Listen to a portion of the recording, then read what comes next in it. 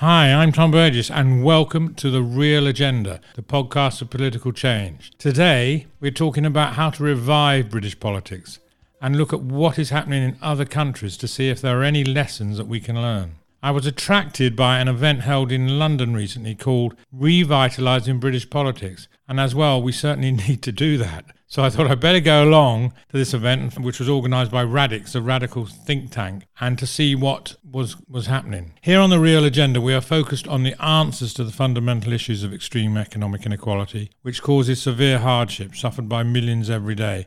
And we always remember the 14 million people in poverty in the UK. So would any revitalisation really be a key issue for them? Well, yes, because we need to see urgent action from our politicians on solving the fundamental issues, and it's just not happening. If we can't do what the people want, then we need people that can, and this means a bit of a shake-up, which is happening, but will it be successful in bringing change? Chaired by Joe Zammit-Lucia, the co-founder of Radix, on the panel at this event was Stephen Kinnock MP for Aberavon, who's also a member of the More United group.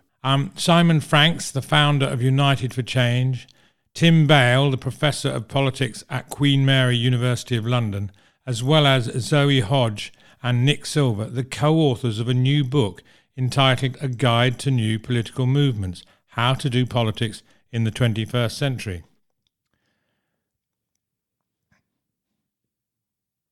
So that certainly sounded of interest.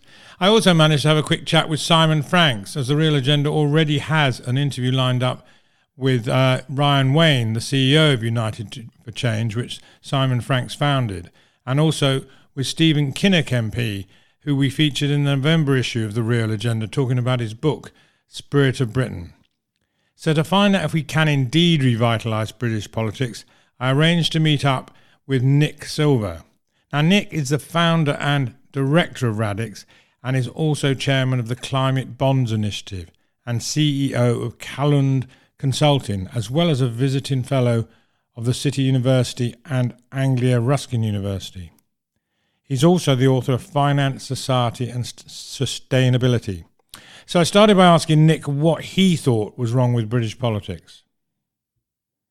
Well, obviously, there are lots of things wrong and some things right with British politics, but Radix is about looking at our institutions and bringing about radical change. And at the moment, or when I thought of the idea of writing the book, I looked at our institutions, which are our British political parties, and I thought, surely these are not what the British people deserve. Surely we can do better than these. The political parties themselves are a block on improving ordinary British people's lives, and so I want to basically get rid of them, replace them with something better. So what do you propose? So what I did was I did something totally unknown in British politics. I looked to other countries, foreign countries, and to see what's happening there and to see if we can learn any lessons from other countries and actually apply them to Britain. So which countries did you look at?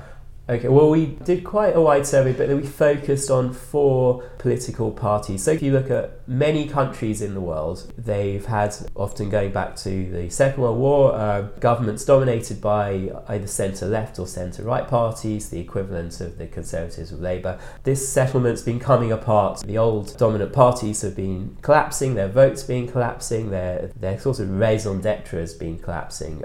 And so we looked briefly about why we think this might be happening, but we're more concerned about what's replacing them. So new parties have sprung up and actually in some countries from nowhere have gained political power, and we've tried to see, do these parties have anything in common? So going back to a question, we focused on 4 parties in particular: the Podemos in Spain, Five Star in Italy, who are in government, La République En Marche in France, Macron's party, who are also in government, and the Canadian Liberals, who are not a new party. They are what we describe as an old new party, a party which wasn't doing very well but has reinvented itself, and they are also in government. And interestingly enough, it shared some of the characteristics of the other parties we studied. So people will say that the current parties in the UK are not in some ways fit for purpose. They're not achieving, well, they're certainly not achieving what public want. They're not addressing the key issues. We've had the issue with Brexit, where we can't get any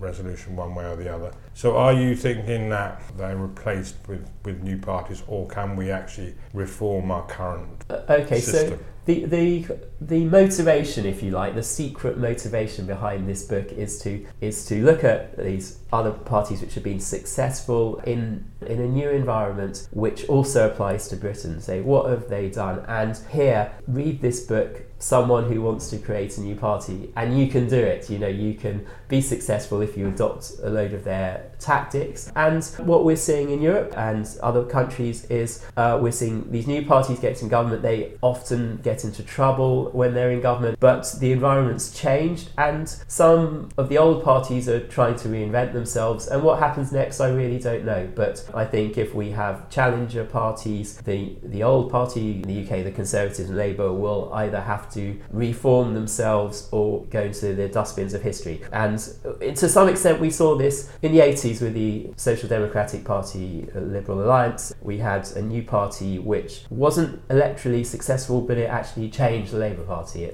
New Labour arose, and so new party in the UK actually might be altruistic. It might end up not being successful, but it might get the other parties to change.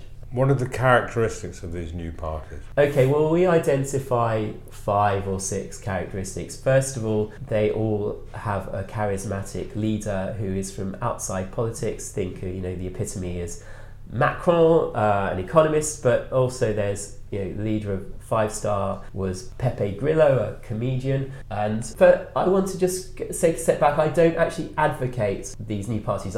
This is a purely descriptive exercise. It's saying there is this new media environment, new social economic environment, and new parties thrive in this new media environment. They've all got their flaws, which have manifest when they get into government. They all have a charismatic leader. They've all been male, which obviously I don't advocate. Key is their use of social media, and if you talk to many UK politicians, they'll go, well, we use social media, I have a Twitter following, and I would say, no, you haven't got the point, because the use of social media formulates companies' structure. So if you think of an analogy with commerce, BHS, I'm sure, had a social media platform, but it couldn't compete with Amazon, whose entire existence is based on the internet. So these parties are set up, their structure is reflected of what works best in the new media environment, and they make use of the social media to mobilize their followers, and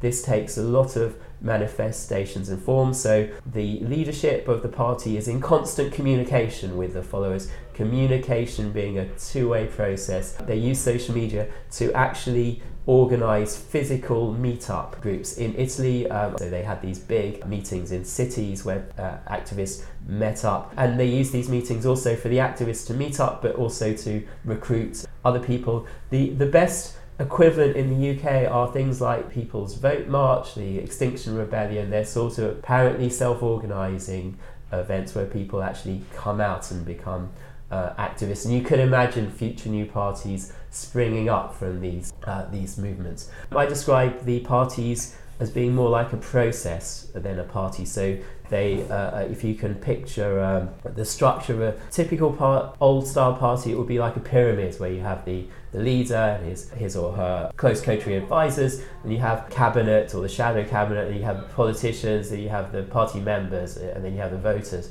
in a very hierarchical structure. These new parties are much more like you have a leader or a small group, and then you don't really have the middle bit, and you have a kind of network of followers who are networked together, and with their core group of followers and more active followers and wider followers, and these are in constant communication with the leader. And as I hinted at before, parties get their energy from being protest movements, from formulating. Once they get into government, they then run into problems because of their structure. Okay, now you looked at the Liberal Party in Canada, which is clearly an old party. Yes. So are there any lessons from the Liberal Party in Canada and the way that it came back to get into power that could be applied to the established parties here in the UK? Yes, so probably. So what the Liberal Party did in Canada, it had like the Liberal Democrats here, it had quite a large following, and it mobilised them, and it, to a certain extent, democratised them. So it got its followers its party members to meet up more often, go and knock on people's doors, not just during elections but all the time, and it created this quasi-movement. It didn't go nearly as far as people like Five Star, but it's quite an interesting example. Then it appointed a new young leader in Trudeau, and who was constantly in contact with his followers. I think it manifested some of the problems as well, that you had basically a leader. Parties like Five Star go far further than that. They have the followers actually formulating policy democratic, which I think is a much more interesting idea. So the other thing about these parties is they portray themselves as outsiders against the kind of political elite, and although Trudeau himself is really not that, he managed to successfully portray himself as an outsider against the elite, sort of young, inspiring person. And then the other thing that they did was that this idea that the social media communication is a two-way stream. So the party membership collected data in its dialogue with people, and this formulated the image that Trudeau wanted to portray. I mean, this is a typical thing that politicians have always done, but it's just done to a much greater extent. And the image of these new parties, or these insurgent parties, is actually the key thing. It's not their policies, it's their image as outsiders,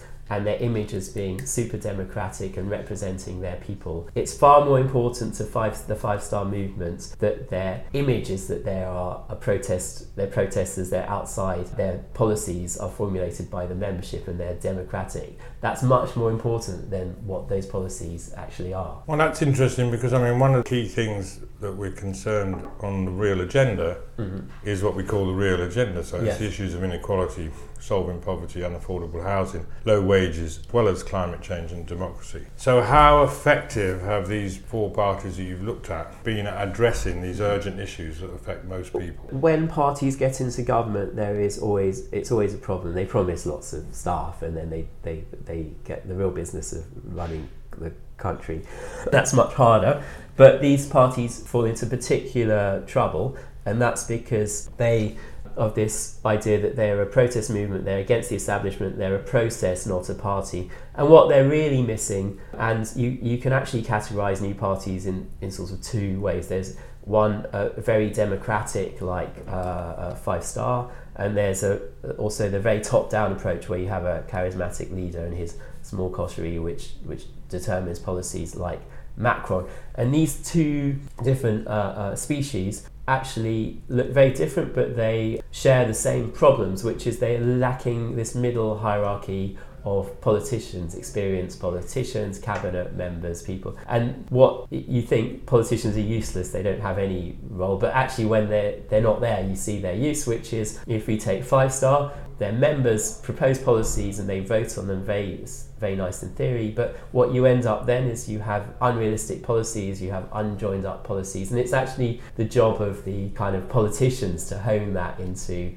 workable policies, which is missing. With Macron, you've got the opposite. You've got someone in the clouds thinking up policies, and you don't have the sense check of, if you introduce fuel tax, it's going to affect lots of lower middle class people who might then go up and protest about this, and so you've got to introduce this sensibly, might be a good idea, and they too are missing this middle hierarchy of politicians. So as I said, I don't advocate any of these parties. What I'm saying is that if you have a new party, this is how you can achieve electoral success. But if you read the book, and you can actually see this is also the problems you're going to run into government, and you should then address these in advance. One of the things that concerns me, the new parties or even existing parties reinventing themselves. What's the point if it doesn't bring change? I think what's the point in anything? It's like, I'm observing what's happened in Europe, what's going to happen in the UK. We have just got two new parties. The new political landscape, my prediction is, will look very different to the last one. So this is what we're heading into. You can see what's happened in Europe as this is what's going to happen. It's got good and bad things. So the point is, this is what's going to happen. Also, the other thing, my initial thinking. And when I started to write the book, say Five Star Movement looked a lot more promising than they do in governments. I hadn't appreciated, I've learned about their difficulties. The other point is, I'm actually so despairing of the two main political parties. They're so out of date, useless. They could, at worst, do with a good kick up the backside, but at best, whatever you get, it's going to be better. And I can't see why you've got one party we've got dominated by people like Rees-Mogg and Bill Cash, who are these guys should not be in politics. They should be in a museum. And you've got the Labour Party who admires Venezuela. I mean, this is just off the scale stupidity, right? So we need new structures, new institutions replacing them. They've had their day. So one of the things you referenced was, the importance of a leader, a charismatic leader. If you apply that to the UK, so where are the charismatic leaders? Or is it about leadership, not just one person? And is that what, in order to bring change, is that what our current parties need in the UK? We need just to change the leadership. Will that improve things? Well, I think our current parties so what's happened in Europe, no different in the UK, is that the current parties were set up in a different age. Political parties represent coalition of voters, and the coalition of voters that support historically the Labour Party and the Conservative Party sort of represent don't exist anymore. So obviously they've tried to change themselves through the years, but they have the DNA of their origins, and you need new parties which represent the different coalition of voters. For example, Five Star Italy, my colleague Corrado Poli talks about the proletariat, so the very educated people who are actually in jobs which don't reflect their education levels. They're underemployed. In the UK, you have quite a large class of those people. The main political parties don't really represent those people. That's why you need the structure. So the leaders are only there for a time being. I'm not saying we need leaders. I'm just saying these new parties often have all have these charismatic leaders, and they're also all from outside politics. And I think in the UK, it would be a breath of fresh air if we someone from outside politics with a large following who people could get behind, outside talent, new thinking. David Attenborough 30 years ago would be my ideal. So how do we bring change then? Is it a new party? Is it a new movement? Or is it about the same parties but with new leaders or new images, policies, or whatever? Well, I think we will get change. We're getting new parties. I think if the two new parties fail, we'll get other new parties bring up. Just because there's in nature abhors a vacuum, and we have a vacuum. For the time being, the two main parties have so many of their own issues. The Labour Party is thought of as being more of a nasty party than the Conservative Party. It just kind of says it all. These are dead donkeys or whatever, they go nowhere, and new parties will spring up. But unfortunately, as what we're seeing in Europe is very nasty right-wing parties. So that's a worrying feature. My purpose in writing this book is, this is new centre party, this is what you need to do, and also here are the pitfalls. You talk about revitalising British politics. Mm-hmm. Is it possible? It's inevitable. And so walking past Westminster the other day, and first of all I was chatting to a nice lady from the Extinction Rebellion, then I walked past a pro-European People's Vote campaign, and politics is being revitalised. People are getting on the streets and protesting, and this is people who wouldn't have dreamed of doing that 10 or 20 years ago. So politics is being revitalised, but our politicians and the political parties are stuck in a mire. That situation won't continue, so I think we can look forward to a kind of exciting, enthused, participative future, I would say. Okay, well thanks very much, Nick. I certainly hope so, because the real concern is how do we actually bring change, positive change, that actually improves the lives of millions of people on the aspects of the real agenda of inequality and solving poverty and living standards and so on. So let's see what happens. Thank you very much for your contribution on your book. So the book by Nick Silver and Zoe Hodge, A Guide to New Political Movements and How to Do Politics in the 21st Century, is published by Radix and is available at bookstores and online retailers. To find out more about Radix, go to radix.org.uk. Now, there is undoubtedly going to be a political realignment, and it's already started, but maybe not as we might expect. The mainstream parties are no longer representative of the new groups are very likely to form, and indeed are forming. Will they be just refurbished established parties under new leadership? And I don't just mean the leader, but a team that leads by example. Will they be new parties like Change UK? Or will they be movements like More United, or groups of local and national politicians coming together on specific issues? We'll probably have a combination of new parties and new movements which will come together on key issues, one of those being to bring a change in our voting system, which means that we all feel represented. Or nothing will happen unless we, yes, that's you, me, us, unless we do something. Change will come from the people. It will be the grassroots that will bring the change, and we may have to resort to measures that we thought we might never do. Above all, we must always act with compassion and be inclusive in our approach. So what do you think? Do email us at tom@realagendaradio.org with your comments and ideas, as this is your show, and we'd love to hear from you. So what's up next on the Real Agenda? Well, we'll look at business behaving badly and how it can do better. I talked with Sam Al-Hadami of the Fair Tax Mark, which helps UK businesses in setting a new standard in responsible tax practice. And in our Challenges for Change series, we talk with Indra Adnan from The Alternative, the political platform. Then there is the Weekly Wake Up, our new news and comment and action show, which tackles the issues of the real agenda head on. Now that's hosted by Satya Katara and indeed me, Tom Burgess. If you want to see positive political change, then this is for you. That's all soon on The Real Agenda, the podcast for political change. Thanks for listening, and thanks again for the 5 out of 5 rating.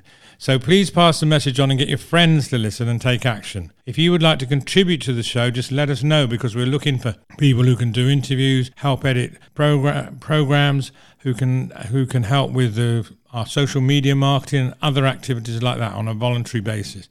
It would be great to have you on the team, so just drop us an email or go to our website. You can subscribe by sending an email and we'll add you to the mailing list so you get notified of each new episode as soon as it's released, or you can subscribe on your podcast provider. Also check out our website at realagendaradio.org. You can follow us on Instagram, Facebook and Twitter. Special thanks to our sponsors, Reverse Media Group, one of the fastest growing search and media companies. Find out why at reversemediagroup.com. One thing is certain, people want to see change to a more compassionate and just society, as well as more courageous politicians prepared to do the right thing for the people over party. It's urgent, and it's up to us to make it happen. That's The Real Agenda.